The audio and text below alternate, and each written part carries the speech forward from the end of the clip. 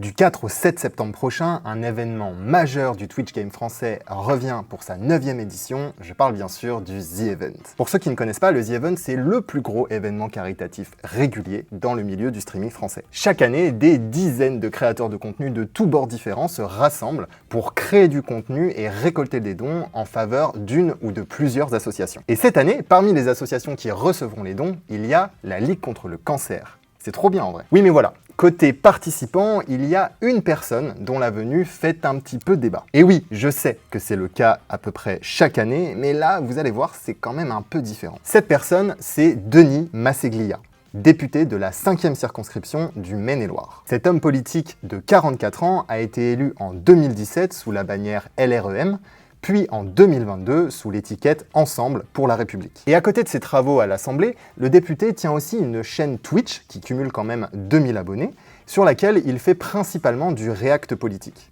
En vrai, trop cool aussi. Non, là où ça coince, c'est quand on apprend que le 8 juillet dernier, Denis Masseglia fait partie des députés qui ont voté pour la loi du plomb.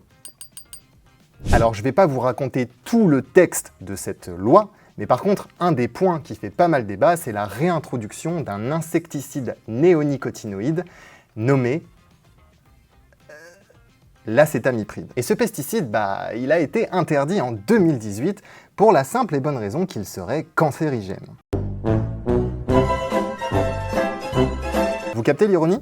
Un député qui a voté pour l'introduction d'un pesticide potentiellement cancérigène va participer à un marathon caritatif en faveur de la Ligue contre le cancer. Alors bien sûr, sur les réseaux, l'annonce de sa participation a provoqué pas mal d'indignation. Mais en vrai, rien n'empêche le député de participer au The Event. Parce que pour en être, il faut remplir des prérequis qui sont liés intrinsèquement à la plateforme. Il faut être affilié à cette dernière, avoir réalisé au moins 50 streams, cumuler minimum 10 000 heures de vues, avec au moins 50 spectateurs de moyenne. Et Denis Masseglia, tous ces critères, il les remplit. En tout cas, on espère que ça impactera pas trop l'organisation du The Event, qui agit quand même depuis sa naissance pour une noble cause. Si t'aimes ce genre de contenu, n'hésite pas à t'abonner.